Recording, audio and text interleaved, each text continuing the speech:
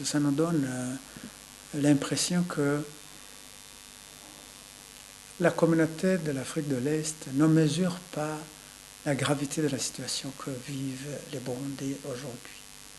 Parce que si cette communauté qui a, aux yeux de la communauté internationale, pris la responsabilité de trouver la solution à la crise qui s'écoule au Burundi aujourd'hui, si elle mesurait l'ampleur de la situation du Burundi aujourd'hui, je pense qu'elle aurait changé de démarche.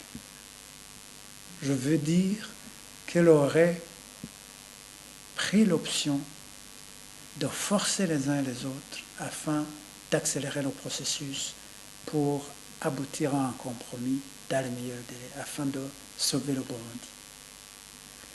Malheureusement, ce n'est pas le constat. Deuxième constat qui nous pousse à regretter, mais qui n'est pas nouveau pour nous, c'est que le gouvernement continue à faire des manœuvres dilatoires parce qu'il n'a jamais manifesté la volonté de trouver la solution à la crise burundaise. Comme vous le savez, la situation s'empire de jour au jour parce que le gouvernement, tout en faisant des manœuvres dilatoires, tente de manipuler l'opinion que la situation s'améliore en termes sécuritaires, en termes des droits de l'homme, en termes même socio-économiques. Et pourtant, les gens continuent à mourir par dizaines par jour. Des disparitions forcées se comptent par dizaines par jour. Les enlèvements, les emprisonnements arbitraires n'ont jamais cessé.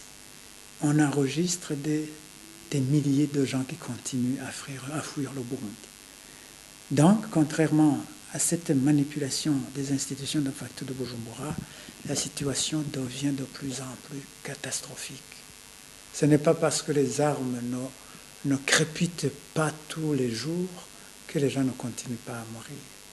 C'est pour cela que, comme le gouvernement et ses acolytes ont déjà prouvé à suffisance qu'ils n'ont pas la volonté d'avancer vers une solution à la crise, il est du devoir de ces chefs d'État qui ont accepté d'aider les Burundais à sortir de cet imbroglio, de pousser sur l'accélérateur afin que le processus s'accélère et que le calendrier qu'ils ont fixé eux-mêmes, qu'il doit y avoir un compromis avant la fin du mois de juin de cette année, soit réellement respecté.